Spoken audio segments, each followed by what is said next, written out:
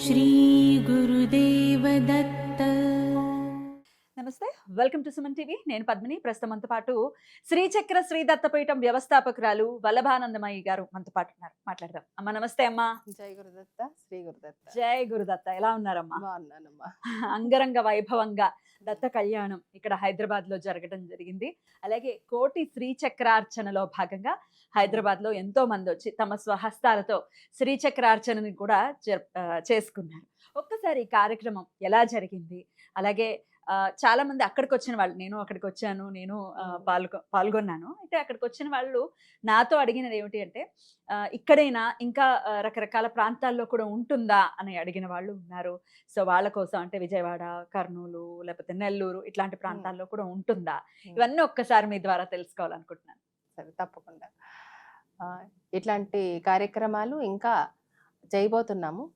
ఎందుకంటే కోటి శ్రీచక్రాలు అవ్వాలి కదా. దీంట్లో ప్రతి ఒక్కళ్ళు కూడా భాగస్వాములు అవ్వాలని, ప్రతి ఒక్కళ్ళు కూడా శ్రీయంత్రాన్ని, ఒక శ్రీయంత్రాన్ని అది కూడా కంచిలో ప్రతిష్ఠిస్తున్నామంటే ఆ భాగ్యం ఎంతటి మహద్భాగ్యం అది. ఖచ్చితంగా. అందుకని ఈ అవకాశం ప్రతి ఒక్కరికి కూడా ఉంది. కోటి అవ్వాలనేది శ్రీపాద వల్లభుడి ఆజ్ఞ, తొందరగా చేయాలనేది. ఎందుకంటే రాబోయే ప్రళయాల నుంచి కాపాడబడడం కోసం స్వామి అక్కడ కోటి శ్రీచక్ర ప్రతిష్టాపన ఎప్పుడైతే జరుగుతుందో అప్పుడే ప్రళయాలు ఆగుతాయని ఆదేశించడం జరిగింది. దాని వలన కొంచెం తొందరగానే చేస్తున్నాం. ఇప్పుడు మనం చూసామంటే ఎన్నో ప్రళయాలు ఎలాగైనా రావచ్చు, యుద్ధాల రూపంలో. ఇప్పుడు మనం చూస్తున్నాం. ఏదో మనం బాగున్నామా అని అనుకోకూడదు. ఒక మనిషిగా మనం పుట్టామంటే పరోపకారాన్ని ఖచ్చితంగా చెయ్యాలి, ఒకళ్ళు బాగుండాలని కోరుకోవాలి. అందుకే మనకి ఈ సాధనాన్ని ఇచ్చారు. మనిషి అనే అంటే మనిషిగా మనం పుట్టాము అని అంటే అదే సార్థకత కదండి కదా. మరి ప్రపంచం అంతా బాగుండాలి అంటే ఇటువంటి కార్యక్రమం జరిగి తీరాలి అనేది స్వామి ఆజ్ఞ. అందుకని ప్రతి ఒక్కళ్ళకి ఈ మెసేజ్ వెళ్ళాలి, అందాలి. ఈ భాగ్యంలో అందరూ కూడా పాల్పంచుకోవాలి అనేది. మొదటి రోజు కళ్యాణం మూర్తుల్ని చూస్తూ ఉంటే అసలు రెండు కళ్ళు సరిపోలేదు. దత్తాత్రేయ స్వామిని, అనఘా లక్ష్మిని చూస్తూ ఉంటే ఎంత అందంగా, ఎంత చక్కగా, ఎంత బాగుందో అసలు. కనులారా అది వీక్షించాలి. నేను అది షూట్ చేయడం చక్కగా సిగ్గుపడుతూ కనిపించారు. అమ్మవారిని దగ్గరగా మేము చూసినప్పుడు చాలా ఫొటోస్ చాలా మందికి కనిపించింది ఏంటంటే అమ్మవారి కళ్ళు తెరిచున్నాయి. అవునా? అమ్మవారి కన్ను తెరిచింది. అది అట్లా దర్శనం ఇచ్చారు అమ్మవారు చాలా మందికి. వాళ్ళే నాకు ఫొటోస్ పంపించారు మళ్ళీ, అమ్మ ఈ ఫోటోలో చూడండి అమ్మ కళ్ళు తెరిచింది అని. నిజంగా అక్కడ సిగ్గుపడుతూ ఉంది అమ్మ. కరెక్ట్ గా చాలా మందికి కళ్ళకు కనబడింది. ఎందుకంటే స్వామివారి ఆదేశానుసారమే ఇక్కడ ప్రతిదీ కూడా జరుగుతుంది. నా ఉద్దేశంతో, నా సొంతంగా నేను ఏ కార్యక్రమం చేయను. స్వామివారు చెప్తేనే అక్కడ జరుగుతుంది. అదే మొదటి నుంచి మీరు చెప్తూనే ఉన్నారు. మొదటి నుంచి కూడా అంతే. ఎందుకంటే ఈ ప్రయాణం నాకే కొత్త. ఆ స్వామి తీసుకెళ్తున్నారు అట్లా, ఇది చెయ్యి, ఇది చెయ్యి, ఇది చెయ్యి. ఆయనే మొత్తం, ఎటువంటి బెరుకు లేదు, ఎటువంటి అంటే ఎలా అవుతుంది అనేది అసలు లేదు. ఆయనకి ఎవరు ఇష్టం అవుతారో, ఎవరికి ఆ భాగ్యం ఉందో తప్పకుండా వచ్చి చేయించుకుంటారు. ఎంతమంది వస్తారో అనేది కాదు, ఖచ్చితంగా ఆయన ఎలా బాగా చేయించుకుంటాడనేది తెలుసు. ఈ సంకల్పం జరిగి తీరుతుంది, ఆ మహాసంకల్పం ఆయనది జరిగి తీరుతుందని తెలుసు. అలా ప్రయాణం చేస్తూ వెళ్తున్నాము. కంచిలో మనం చూసాము. నేను కూడా అక్కడికి వెళ్ళి ఆ వీడియోస్ అన్ని కూడా మీకు అందించడం జరిగింది. అక్కడ దత్తాత్రేయ స్వామి పాదుకలు, విశేషంగా రకరకాల ప్రాంతాల నుంచి వచ్చిన పాదుకలు ఉన్నాయి. అయితే ఇక మన శ్రీచక్ర శ్రీ దత్తపీఠంలో 16 అడుగుల పంచలోహాల శ్రీపాద శ్రీవల్లభుడు రాబోతున్నాడు. మరి స్వామి ఎలా నిర్మాణం అనేది జరుగుతోంది అమ్మ. ఇప్పుడు ప్రతిదీ కూడా స్వామివారి ఆజ్ఞ లేకుండా అక్కడ చీమ కూడా కదలదు. అట్లాగే ఇప్పుడు 16 అడుగుల స్వామి రావాలంటే నేను సాధారణ గృహిణి, చాలా భారీ ఖర్చు. ఖచ్చితంగా ఎట్లా మీ ధైర్యం ఏంటి అసలు? ఆయన చెప్పాడు కాబట్టి జరిగి తీరుతుంది అంతే. దానంతటా అవి సమకూరుతాయి. అన్ని సమకూరు, లేట్ అయినా కూడా సమకూరుతాయి. అవి పరీక్షలు పెడతాడు. మళ్ళీ ఆ పని జరుగుతూ కూడా మధ్యలో ఆగి ఆటంకాలు ఉంటాయా? ఎన్నో ఆటంకాలు. ఇంకా అసలు వదిలేసి వెళ్ళిపోదామా అనే థాట్ కూడా వచ్చిందా? ఆ థాట్, అలాంటి థాట్స్ వస్తాయి ఖచ్చితంగా. అంటే వదిలేసి వెళ్ళిపోతాను అని కాదు, అలా కాదు, కానీ అంత తీవ్రంగా ఉంటాయి. అయినా తట్టుకొని నిలబడుతున్నారు. ఎందుకంటే ఆయన చూపించాడు కాబట్టి జరిగి తీరుతుంది. ఏ రోజు కూడా నేను కృంగిపోలేదు. ఇది జరగలేదు అంటే మళ్ళీ ఏ విధంగానో ఆయన చెప్తారు కదా శ్రీపాద వల్లభ స్వామి, ఒక కార్యం జరగడానికి వేరే విధంగా జరగడానికి కూడా అది నేనే కారణం అని చెప్పేసి, కారణం లేకుండా కార్యం జరగదు. అందుకని వేరే రకంగా కూడా ఆయన చేయిస్తాడు. ఒకసారి అది ఫెయిల్ అయిందా మళ్ళీ మొదలు పెట్టాం, మళ్ళీ జరుగుతుంది. ఇది ప్రతి ఒక్కళ్ళు కూడా ఆ స్వామి వారికి కైంకర్యం చేసుకొని శ్రీపాద శ్రీవల్లభుడు 16 అడుగులు ఏదైనా సరే దత్తాత్రేయ భగవానుడికి మనం ఆ విగ్రహాలకి మన చేతుల ద్వారా మనం చేసుకున్నామంటే ఆ భాగ్యం ఇంకా మళ్ళీ ఏ జన్మలో దొరుకుతుందా అంటే, ఒక విగ్రహానికి ఇంతమంది చేతుల మీద జరగాలని ప్రతిష్ఠ జరగటం అంటే ఎవరో వాళ్ళకి తోచినట్టుగా కొంతమంది గుడి కడుతూ ఉంటారు, పునరుద్ధరణ చేస్తూ ఉంటారు, కానీ అందరినీ కలుపుకొని చేయటం అనేది ఎప్పుడు విననటువంటి ఒక అంశం. ఇది మీరన్నట్టుగా స్వామి కృప చేస్తేనే జరుగుతుంది. 1 కోటి మందితో ఒక మహా సంకల్పం ఇది ఖచ్చితంగా. ఆ క్రమంలో ముందుకు వెళ్తూ ఉన్నాయి కార్యక్రమాలన్నీ కూడా. అలాగే బాలా త్రిపుర సుందరి కూడా రాబోతున్నారు, అమ్మవారు కూడా ఉండబోతున్నారు మన పీఠంలో అనేది కూడా మనం చెప్పుకున్నాం కదా. ఆ కార్యక్రమం కూడా నేనే త్రిపుర అన్నాడు కదా, అందుకని ఆ స్వామివారు ఆ త్రిపుర మొత్తం లలితా త్రిపుర సుందరి, ఒడిలో బాలా త్రిపుర సుందరి ఇక రాబోతున్నాడు. అక్కడ కూడా ఈ కోటి శ్రీ చక్రాల ప్రతిష్టాపనలో భాగంగా అక్కడ కూడా అమ్మవారి కింద కూడా మేము శ్రీచక్రాలను ప్రతిష్ఠించడం జరుగుతుంది. అద్భుతం. అంటే స్వామివారి పాదాల కింద ఉంటాయి, అమ్మవారి పాదాల కింద కూడా ఉంటాయి. ఎందుకంటే చిన్నప్పటి నుంచి నేను లలిత ఉపాసకురాలి కదా, అలాగా అమ్మ ఇచ్చిన గురువు, అమ్మే స్వయంగా గురువుగా వచ్చింది నా. అద్భుతం. ఆయనే దత్తుడే స్వయంగా గురువులే చేపట్టుకొని లాక్కెళ్తారంటారు కదా, అట్లా నా జీవితంలో స్వామి నా దగ్గరకు వచ్చి ఈ కార్యం చెయ్యని అప్పచెప్పినప్పుడు ఖచ్చితంగా ఇంకేంటి ఇంకా వెనక్కి తిరిగి చూడాల్సిన అవసరం లేదు. మీ ధైర్యానికి, ధైర్యం కాదు మీ పూనికకి నిజంగా నమస్కారం ఖచ్చితంగా. ఎందుకంటే నమ్మకం ఉంటేనే కదా ఏదైనా సాధ్యపడుతుంది. అలాగే 2వ రోజు శ్రీచక్రార్చన జరిగింది. అందరూ కూడా చక్కగా వచ్చి కూర్చుని సతీ సమేతంగా వచ్చి కూడా చక్కగా చేసుకున్నారు అందరూ కూడా. శ్రీచక్రార్చన జరిగింది. ఆ కార్యక్రమం ఎలా జరిగింది, ఎలా ఉన్నారు ఇక్కడ భక్తులు, ఎంత దగ్గర అవుతున్నారు దత్తస్వామి కంటే ఏం చెప్తారు? స్వామి వారి గురించి తెలుసుకుని ఎక్కడెక్కడి నుంచో వచ్చారు, అసలు వేరే వేరే ఊర్ల నుంచి కూడా వచ్చారు చాలా మంది.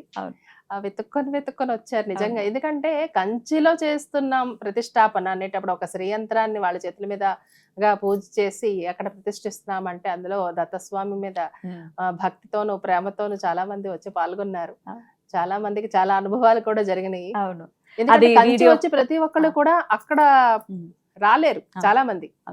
అందుకని మేము వస్తున్నాము అంటే అమ్మ మీరు వచ్చారు, మేము అంత దూరం రాలేము, మా కోసం మీరు వచ్చారు, ఇక్కడ మా భాగ్యం అది, ఇక్కడికి వచ్చి మా చేతుల మీదుగా చేయించారు అనేది చాలా మంది భక్తుల్లో సంతోషం వ్యక్తం చేశారు. అది వాళ్ళ స్వహస్తాలతో చేసుకున్నటువంటి శ్రీచక్రార్చన, శ్రీచక్రాలని మళ్ళీ మీరు తీసుకోవటం, మళ్ళీ వాటిని భద్రపరచడం, కంచిలో వాటిని అన్ని అయిన తర్వాత అక్కడ ప్రతిష్ఠ అనేది జరుగుతుంది. అయితే ఇందాక నేను అడిగినట్టుగా వేరే ప్రాంతాలలో కూడా, ఇటు తెలుగు రాష్ట్రాల్లో కానీ ఇంకెక్కడైనా, బెంగళూరులో కూడా చాలా మంది నా పర్సనల్ గా కూడా అడిగారు, మీరు మేడం గారు ఇంటర్వ్యూ చేస్తున్నారు కదా, బెంగళూరు వచ్చే అవకాశం ఉందా? ఎంతమంది ఉన్నారో దత్త భక్తులు. మరి అట్లా తెలుగు రాష్ట్రాలే కాకుండా ఇంకెక్కడెక్కడ కార్యక్రమాలు చెయ్యాలి అనేది మీ సంకల్పం? ఎక్కడెక్కడ స్వామి ఉత్తర్విస్తాడో, ఎక్కడెక్కడ దత్త భక్తులు పిలుస్తారో అక్కడ తప్పకుండా ఈ కార్యక్రమం జరుగుతుంది. ఇమీడియట్ గా ఎక్కడ ఉండబోతుంది? ఇప్పుడు కొంచెం ఇప్పుడు అక్కడ మన పీఠంలో వచ్చే నెల సీతారామ కళ్యాణం చేస్తాం. రామనవమికి రామనవమి ఎప్పుడు చేస్తాం, చిన్నప్పటి నుంచి చేస్తాను. అది అద్భుతం.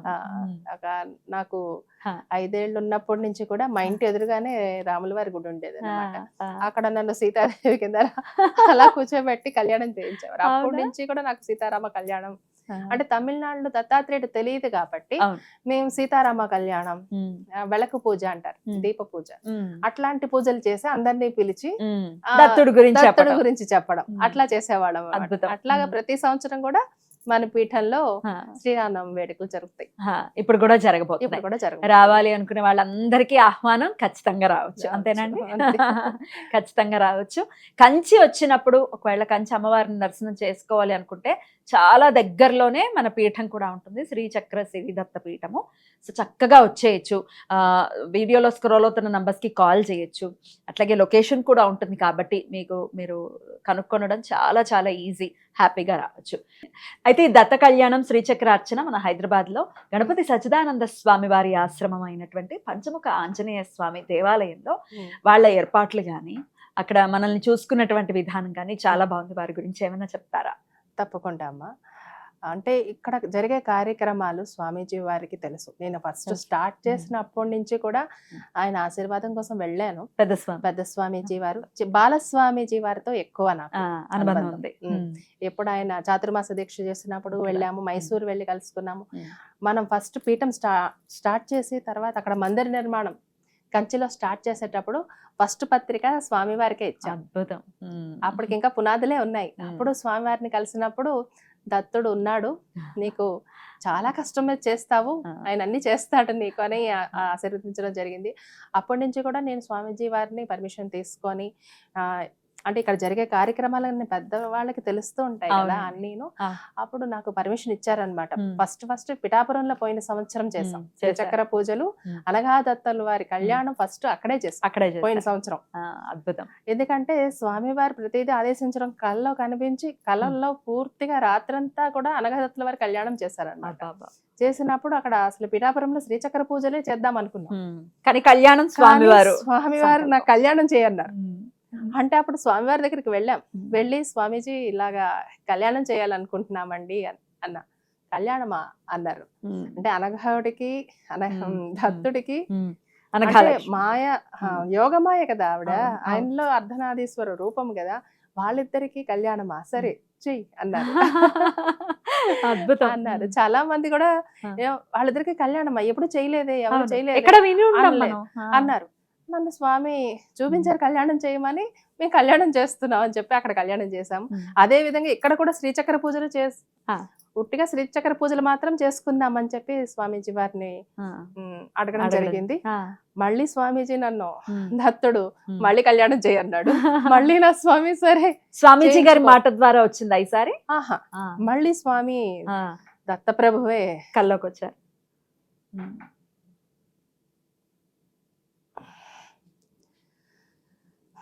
కళ్యాణం చెయ్యి, ఈ లోక కళ్యాణం కోసం. ఆయన కళ్యాణం ఎన్నిసార్లు చేస్తే తప్పేంటి, అమ్మ నాన్నల కళ్యాణం కదా. మానస పుత్రికని అని చెప్పి ఒక ఆయన నన్ను అన్నారన్నమాట, నువ్వు దత్తాత్రేయుడు మానస పుత్రికని నా కల్లో స్వామి చెప్పారు. అదే మాట అంటే నాకు చెప్పిన విషయం నేను ఎవరితోనూ బయట చెప్పను, అతిశక్తిగా ఉంటుంది. ఇప్పుడు అందరూ అలా కనెక్ట్ అవ్వాలని లేదు కదా, గొప్పగా అనుకుంటారా ఏంటి అనేది ప్రతిదీ నేను చెప్పను. ఎందుకంటే నేను సామాన్యంగానే ఉన్నాను కానీ ఏదో వేద శాస్త్రాలు చదివేసి ఎలా రాలేదు కదా, నేను మామూలుగానే ఉన్నాను కాబట్టి నేను ఎవరికి చెప్పేదాన్ని కాదు. అయితే ఒక ఆయన నా దగ్గరికి వచ్చి, నువ్వు ఆయన దత్త పరంపరలో ఉన్నారు, అయితే వచ్చి నా దగ్గరికి నువ్వు దత్తాత్రేయుడు మానసపుత్రికి అమ్మ అన్నాడు. అప్పటి నుంచి నాకు దత్తాత్రేయులు వారు అనగాదేవిని అమ్మగానే అనుకుంటాను, దత్తుడిని తండ్రిగానే అనుకుంటాను. మీ ఆనంద భాష్పాలు అవి చెప్తున్నాయి. స్వచ్ఛతకి ఎంత స్వచ్ఛంగా మనసులో ఎంత అనుబంధం ఉంటే అది జరుగుతుంది. నిజంగా మీరు అదృష్టవంతులు. మీరెప్పుడు ఇలాగే ఆ దత్తస్వామికి అత్యంత ప్రియులుగానే ఉంటూ ఆయన కార్యక్రమం అలా ఈ కైంకర్యాలు ఏవైతే ఉన్నాయో అవన్నీ చేసుకుంటూ మీతో పాటు మేము అనుసంధానం అవుతాం. ఎవరో ఒకళ్ళు ఉండాలి కదా. కానీ ఆ కార్యక్రమాలు జరిగేటప్పుడు చాలా మందికి హీలింగ్స్ జరుగుతూ ఉంటాయి. ఇక్కడ ఇది విశేషం అన్నమాట. ఎట్లా అంటే వాళ్ళ రోగాలు గాని, మానసిక బాధలు గాని, ఏదైనా ప్రాబ్లమ్స్ లో ఉన్న వాళ్ళకి ఆ కళ్యాణంలో పాల్గొన్నా, ఆ శ్రీచక్ర పూజల్లో పాల్గొన్నా ఆటోమేటిక్ గా హీలింగ్స్ జరుగుతూ ఉంటాయి. ఇది చూసినా కూడా నవవిధ భక్తి మార్గాలలో మరి చూడటం కూడా ఒకటే కదా. చాలా మంది ఎక్కువ మంది వస్తూ ఉంటారు, ఒక్కొక్కళ్ళని గమనించలేం. ఇది లోక కళ్యాణం కోసం జరిగే కార్యక్రమం కదా, అందరితోనూ మాట్లాడలేదని ఎవరు చింతించకూడదు, ఎవరు బాధపడకూడదు. నా ఉద్దేశం అక్కడికి వచ్చిన వాళ్ళకి ఏదైనా లోటుపాట్లు జరిగినా కూడా, లోటు లేదు మీరు అలా అంటున్నారు, జరిగినా కూడా ఎవరన్నా బాధ పెట్టినా కూడా అది మన్నించాలని అనుకుంటున్నాను. ఎందుకంటే స్వామివారి అనుగ్రహం అక్కడ పరిపూర్ణంగా అందరికీ దక్కుతుంది. హీలింగ్స్ అనేది స్వామివారు ఇచ్చిన ఒక పెద్ద వరం. అది జరుగుతుంది నాకు. ఖచ్చితంగా ఈ కార్యక్రమాలు ఏ కార్యక్రమం అయినా సరే ఈ శ్రీచక్ర దత్తపీఠంలో పాల్గొన్న వాళ్ళకి ఆ హీలింగ్స్ జరుగుతూ ఉంటాయి. అద్భుతం, అద్భుతం. చాలా చాలా సంతోషం. మరి కొద్ది రోజుల్లో ఇంకా ఎక్కడ జరుగుతుంది, ఏ ప్రాంతంలో మరొక్కసారి దత్త కళ్యాణం అలాగే శ్రీచక్రార్చన జరుగుతుంది అనేది ఖచ్చితంగా అనౌన్స్ చేయడం జరుగుతుంది. సో చాలా చాలా సంతోషం. ఇలాగే ఇందాక అన్నట్టుగా స్వామి కైంకర్యాలు మీరు అలా చేస్తూ ఉండాలి, మీతో పాటు మేము ఆ మార్గంలో నడవాలని సందర్భంగా మనస్ఫూర్తిగా కోరుకుంటూ, మరి కొంతమంది భక్తులు తమ అనుభవాల్ని మనతో పంచుకోవడానికి సిద్ధంగా ఉన్నారు. అది నెక్స్ట్ వీడియోలో మనం మాట్లాడతాం. తప్పకుండా. నమస్కారం అమ్మా. జై గురుదత్త. జై గురుదత్త.